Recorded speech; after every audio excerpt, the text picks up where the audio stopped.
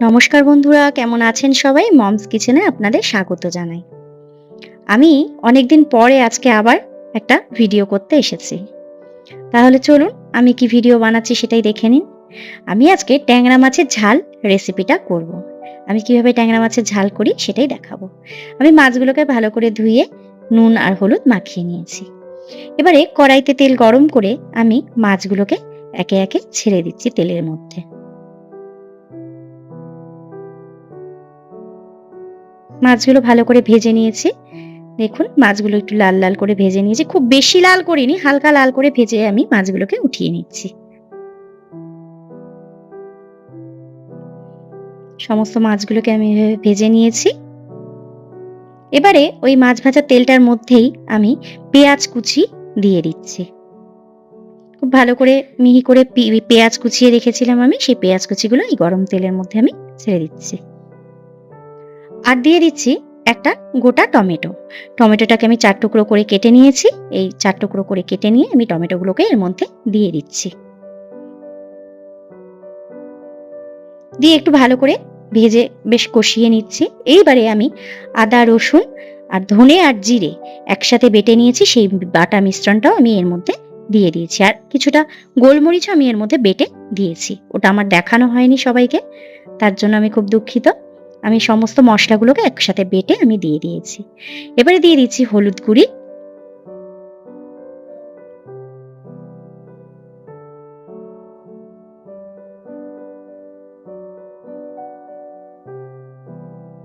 স্বাদ অনুযায়ী লঙ্কার গুঁড়ো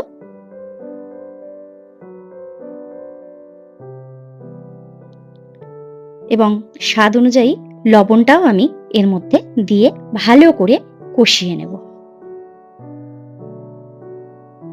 খুব ভালো করে আমি কষিয়ে নিয়েছি। আর এর মধ্যে আমি কটা গোটা কাঁচা লঙ্কাও দিয়ে দিয়েছি কষানোর সময়। আমি একটু জল দিয়ে এটাকে কষিয়েছি। হালকা একটু জল দিয়ে কষিয়ে নিয়েছি। যতক্ষণ না এই তেলটা ছাড়ছে ততক্ষণ এটাকে বেশ ভালো করে কষাতে হবে। ততক্ষণ পর্যন্ত কষিয়েছি আমি যতক্ষণ না উপরে এই সাইডে চারি সাইডে একটু তেলটা ছাড়ছে, না হলে মশলার কাঁচা গন্ধটা বেরাবে। কি সুন্দর তেলটা ছেড়ে গেছে। এবারে আমি এর মধ্যে জল মিশিয়ে দিচ্ছি। জলটা দিয়ে ভালো করে যখন জলটার ফুটটা উঠেছে, মানে ঝোলটার যখন ফুটটা উঠেছে, এবারে এই পর্যায়ে আমি ভেজে রাখা মাছগুলোকে দিয়ে দিচ্ছি। ট্যাংরা মাছ একটু বেশিক্ষণই ফোটাতে হয়। আমি তো একটু বেশিক্ষণ ফোটাই ঝোলটাকে, বেশ কিছুক্ষণ ঝোলটাকে ফুটাই। ঝোলটা বেশ ফুটে উঠেছে। এইবারে আমি এর মধ্যে আরো কতগুলো কাঁচা লঙ্কা দিয়ে দিলাম। এবারে নামিয়ে নেওয়ার আগে আমি এর মধ্যে ধনেপাতা মিশিয়ে নিচ্ছি। ট্যাংরা মাছে একটু ধনেপাতা না হলে ভালো লাগে না। আমি একটু ঝোল ঝোল রেখেছি, আপনারা চাইলে ঝোলটাকে কমিয়েও দিতে পারেন। খুব ভালো করে ফুটিয়ে দেখুন আমি একটু ঝোল ঝোলে রেখেছি। এইবারে আমি গরম গরম এটাকে পরিবেশন করব। গরম ভাতের সাথে এই ট্যাংরা মাছের ঝাল খেতে দুর্দান্ত স্বাদ লাগে। আমি যেভাবে বানালাম আপনারাও একবার এইভাবে বানিয়ে খেয়ে দেখুন, আপনাদেরও ভালো লাগবে। তাহলে চলুন ভিডিওটাকে আর বাড়াবো না, আজকে এখানেই শেষ করলাম।